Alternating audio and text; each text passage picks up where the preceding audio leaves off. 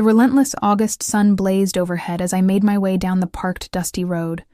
My muscles throbbed under the burden of an oversized backpack, and a cumbersome gym bag sweat cascaded down my face, saturating my black t-shirt and marking it with streaks of white. My socks and sneakers were utterly drenched. Liam, time is of the essence. My mother's voice resonated, from up ahead somehow brimming with vitality. Despite the sweltering heat, I muttered softly to myself, urging my legs to quicken their pace. How she managed to stride so assuredly in this weather was a mystery to me. Her white-dyed hair was pulled back into a tidy ponytail, bouncing with each confident step she took. In contrast to my discomfort, she appeared entirely unfazed by the heat clad in her crisp white t-shirt as West rolled past towering fences that shielded opulent vacation homes, their splendor finally obscured from sight. Mom paused before the imposing iron gate, deftly retrieving a set of keys with an air of familiarity. With a swift motions, he released the lock and pushed the door wide open. A pristine white gravel path unfurled ahead, meandering gracefully through meticulously trimmed bushes and trees. It opened up to an expansive terrace featuring a stunning porch on one side. I observed a broad paved path leading to the garage, bordered by a lush green fence that harmonized perfectly with the designer courtyard. Everything about the place exuded a sense of meticulous planning. A recreation area, unfolded, adorned with a barbecue and stove alongside a grand table that seemed to proclaim opulence and authority. The arrangements were meticulously crafted to guarantee a continuous showcase of blossoms, or produce from April to October. Upon entering the cool, shadowy embrace of the house, we found a refreshing solace. Mom let out a satisfied sigh, placing her bag on the hallway table before making her way directly to the kitchen, and I railed behind her. The immaculate interior revealed a level of meticulous planning that resonated throughout. The space, a recreation area, unfolded, adorned with a barbecue and stove anchored by a massive table that seemed to proclaim affluence and authority. The arrangements were meticulously crafted to guarantee a continuous showcase of blossoms, or produce from April to October. Upon entering the cool embrace of the house's darkness, we found a refreshing solace. With a satisfied sigh, Mom placed her bag on the hallway table and made her way directly to the kitchen. I observed the immaculate interior with keen interest, always as it should be, from the polished surfaces of the countertops to the spacious refrigerator seamlessly integrated into the cabinetry. "What are you in the mood to eat?" I raised my voice, gazing into the well-stocked fridge. I behold an array of grilled chicken sausage and cheese, ripe tomatoes, crisp cabbage, refreshing watermelon, and the luxurious touch of both black and red caviar. Mother chuckled, stopping a chicken would have sufficed. Perhaps I shall indulge in frying some potatoes. The rumble of my stomach echoed in discontent. No, I'm absolutely famished. Let's simply enjoy it with some bread. However, my first order of business is to take a shower. Shall we embark on this journey together? Go ahead, she replied. Is he'll partake in a meal as I lingered? I offered a nod of appreciation as I made me way to one of the 2 indoor bathrooms. The opportunity to cleanse the grime of our journey beckoned, and I found myself marveling at the house. The owner clearly spared no expense, even constructing an outdoor bathroom in the backyard featuring a toilet shower room and a shed for garden equipment. The juxtaposition of the carefully curated front yard and the utilitarian backyard was striking, yet both spaces whispered of a dedicated owner. I sensed in the faintest of breezes, the atmosphere was heavy with the aroma of dried grass and sun-warmed soil.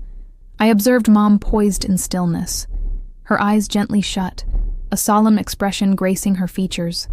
She appeared to be absorbing the stillness, relishing this uncommon instance of tranquility. Hesitant to disrupt her, I inched nearer to what appeared to be a wooden booth, crowned with a dark tank atop its roof.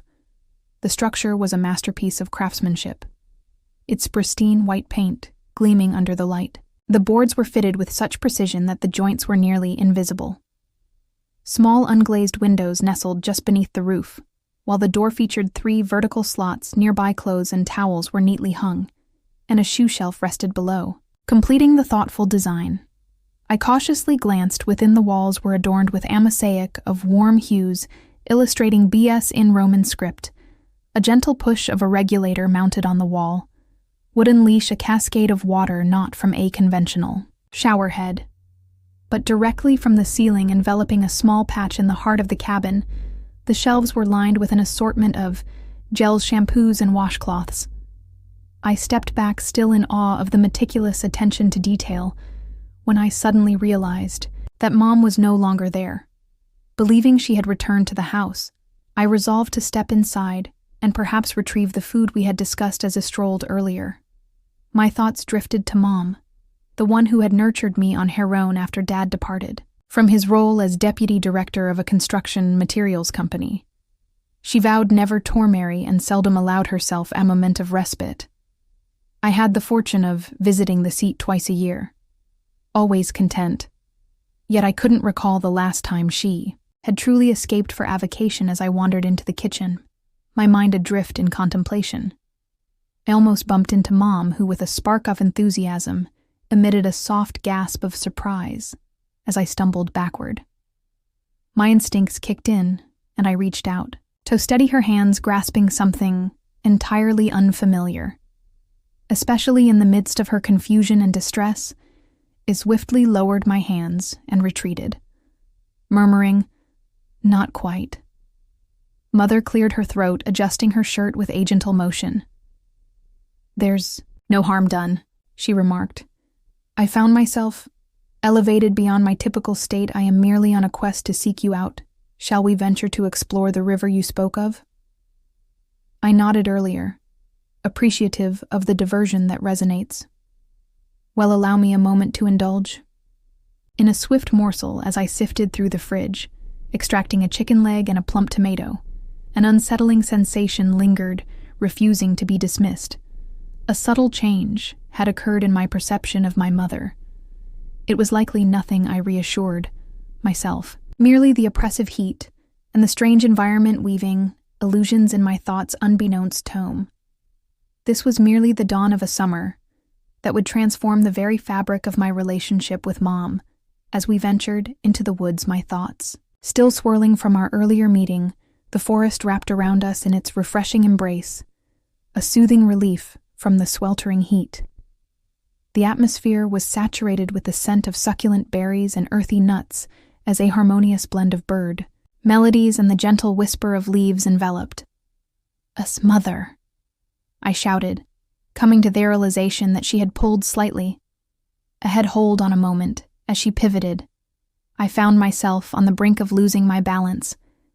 She'd a delicate nightgown, a choice that certainly surprised me as we made our way to the river. "What seems to be the issue?" she asked. Observing my reluctance, I took a deep breath, striving to maintain a calm tone. "Isn't that your nightgown, though?" She cast her eyes downward as though suddenly aware of her attire. This was resting atop my bag. Is it significant?" I shrugged, words eluding me, and we pressed on my sense, heightened by her presence, captivated by the delicate dance of fabric against her skin. With each subtle movement, the path unfolded to unveil a serene clearing by the river, where a wooden pier jutted out over the crystalline water. Beneath the surface, fish danced gracefully, while a picnic area beckoned with the question, "Aren't you going swimming?" For a brief instant, I found myself hesitating, a wave of self-consciousness washing over me. "What about you?" She gestured. With a wave, a hand waved away with indifference. "I left my swimsuit behind, so feel free to go on without me." Before I had the chance to reply, she was already making her way to the pier. I observed, captivated, as she approached the conclusion, and with no forewarning, plunged elegantly into the depths below.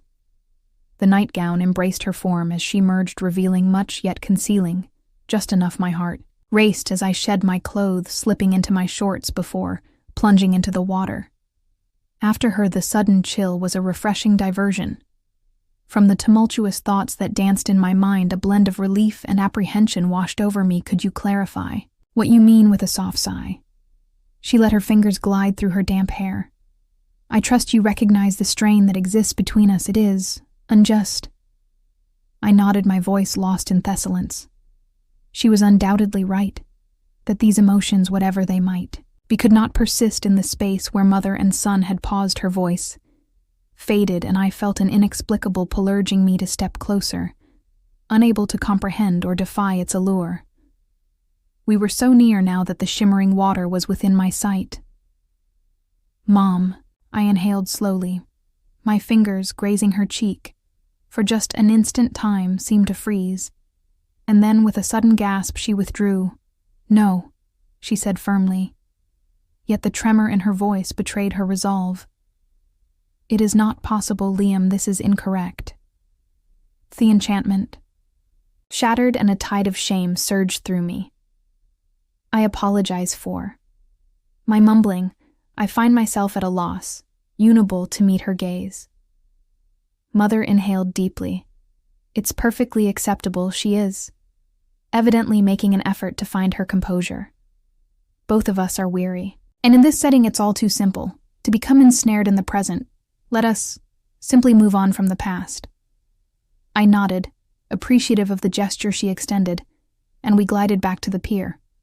In quietude, the burden of our recent misstep lingered palpably in the air as we emerged from the depths of the water. My eyes were drawn to Mom, the damp nightgown revealing more than it concealed, and a wave of guilt washed over me for the longing that persisted within.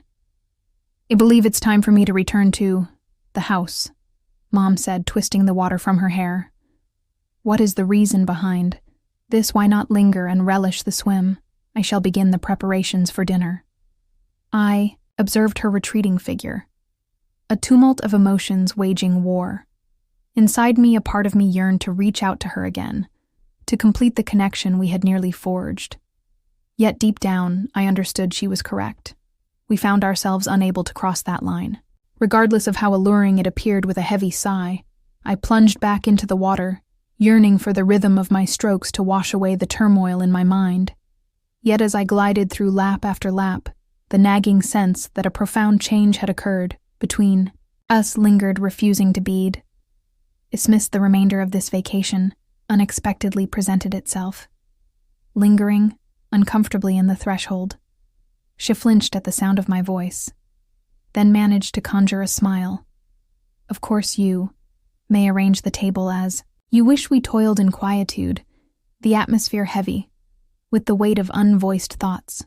As we gathered to share a meal, Mom finally broached the subject with Jimmy regarding the incident at the river, and I halted her with a raised hand. "It's all right. Mom, you were right. We managed to catch up. Rest assured it shall not occur again, I assure you." She nodded, a look of relief washing over her features. "That is quite favorable." We shared a meal, engaging in awkward small talk about the house and our upcoming vacation plans. Yet beneath the surface, I sensed a current of tension, a whisper of possibility, that lingered despite our words and our earnest efforts. As I lay in bed that night, gazing up at the strange ceiling, I sensed that this was far from finished. Curiosity stirred within me as I contemplated the mysteries that the forthcoming days might unveil. A door had swung wide, one that resisted closure, and I found myself uncertain about the desire to shut it at. All rest slipped through my fingers, while the day's memories looped endlessly in my thoughts. The sensation of my mother's skin beneath my fingertips, the way her damp nightgown adhered to her form, the expression in her eyes just before she withdrew, and deep down, I understood it was a mistake. We understood that these feelings were destined to remain unspoken, yet in the solitude of night, with only my thoughts as companions, it became increasingly difficult to recall why the dawn arrived with such haste. Sunlight poured through the curtains I had neglected to draw, and I could hear my mother bustling about in the kitchen, the aroma of coffee drifting into my room. Drawing in a deep breath, I braced myself for yet another day, opening normally as I descended the stairs.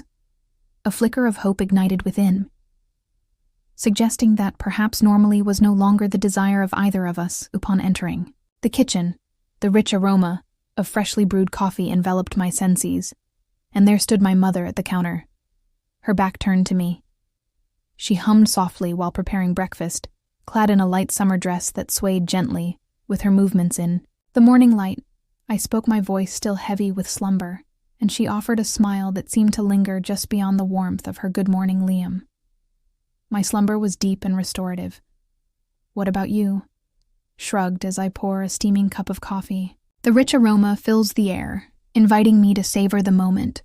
"Oh, you know me, I rise with the sun." She replied, we dined in quietude, the echoes of yesterday hanging heavily in the space that separated us. My eyes were drawn to her, captivated by the way the sunlight danced in her hair and the elegant curve of her neck as she savored her coffee. Mom broke the silence with a sudden suggestion. "We should explore the area, as there's a nice hiking trail nearby that's perfect for today." I nodded with gratitude. The suggestion seemed promising. Perhaps it would aid us in clearing our minds. She met my gaze, and I caught a flicker of something: relief, disappointment, before she turned away. A bit of fresh air and exercise will do us both good after breakfast as we embarked on the trail. The forest thrummed with the melodies of birds and the gentle rustle of leaves, infusing the air with air-refreshing vitality. For a time, we moved through an unparalleled silence. The exertion of our bodies served to alleviate some of the tension that lingered between us as we ascended a notably steep section. Mom faltered for a moment, and instinctively I placed my hand on her waist to steady her. She stiffened at my touch, and I swiftly withdrew, murmuring an apology as I averted my gaze from her. "It's fine," she responded gently, expressing her gratitude. And we moved forward. Yet an undeniable change lingered in the atmosphere. The air felt alive with a palpable tension, each unintentional touch of our hands or shoulders igniting a thrill within me. Upon reaching a clearing, we were greeted by a stunning panorama of the valley stretching out beneath us. Mom strolled to the edge, absorbing the scenery while I lingered, behind, captivated by the sunlight, dancing in her hair, forming a halo that left me breathless. "Isn't it beautiful?" She turned to me with a smile, and I replied, my eyes fixed on her beautiful face. Her smile wavered as she felt the weight of my gaze, and for a fleeting moment we simply stared at one another, the atmosphere charged with unvoiced sentiments and hidden longings. Mom was the first to avert her gaze, clearing her throat. "We should head back. It's getting late," she suggested. The return journey was steeped in silence, each of us ensnared in our own reveries. As we neared the house, Mom came to an abrupt halt, turning to face me. "Liam," her voice quivered just a bit as she said, "We need to talk about this. Did we grasp the weight of her words right away?" Inquired of my heart. "Are you resonating?" She nodded, inhaling deeply. "What's unfolding between us isn't right. We can't continue to pretend it doesn't exist. I know." I spoke softly, yet I can't suppress my feelings. Mom shut her eyes, a gesture that spoke of anguish. I too felt the weight of unspoken emotions, but as mother and son, we were bound by an unbreakable code. I took a step closer, the distance between us shrinking, allowing me to catch a glimpse of the tears welling in her eyes. "Can't we, Mom? We've never experienced such feelings for anyone." Until she gazed up at me, conflict evident in her eyes. "Liam, please, we can't do this," she said, yet even as the words left her lips, she remained rooted in place. We stood a mere 3 and apart, the air between us charged with an electric tension, offering her every opportunity to retreat. I leaned in, our lips brushing together in a gentle, tentative kiss for a moment. My mother remained still, but then with a soft whimper she returned. The kiss, it felt as though a dam had burst, releasing all the pent-up tension and longing that had built over the past few days, as our lips met with increasing fervor. My hands instinctively sought her waist, drawing her nearer, while her fingers wove through my hair until we reluctantly parted. We were both breathing heavily. Mom's eyes were wide, a mix of desire and shock in their depths. "We shouldn't have done that," she whispered. But she made no move to pull away. "But we did," I replied, tracing her cheekbone. "And I want to do it again." She closed her eyes, leaning into my touch. "This is wrong, Liam. So wrong. Does it feel wrong?" I asked, placing soft kisses along her jaw. She shivered. her hands gripping my shoulders. No, she admitted, God help me. It feels right, West, stood there for a long moment holding each other the line we just crossed. Stretching out behind us, I knew there was no going back. Now I knew that what we were doing was taboo, forbidden, but in that moment with Mom in my arms, I couldn't bring myself to care. What do we do? Now I asked softly. Mom looked up at me, a mix of emotions on her face, playing across her face. I don't know, she admitted, but we can't tell anyone about this. Ever. I nodded, understanding the gravity of our situation. It'll be our secret. I promised. She smiled sadly. Reaching up to cut my face, our secret, she echoed, before pulling me down for another kiss as we made our way back to the house hand in hand. I knew that everything had changed. The rest of our vacation stretched out before us, full of possibilities I had never dared to imagine before. It was wrong, it was forbidden. But in that moment, it felt like the most right thing in the world. That night, as we lay together in Mom's bed, our bodies intertwined, I couldn't help but wonder what the future held for us. How would we navigate this new complicated relationship once we returned to our normal lives?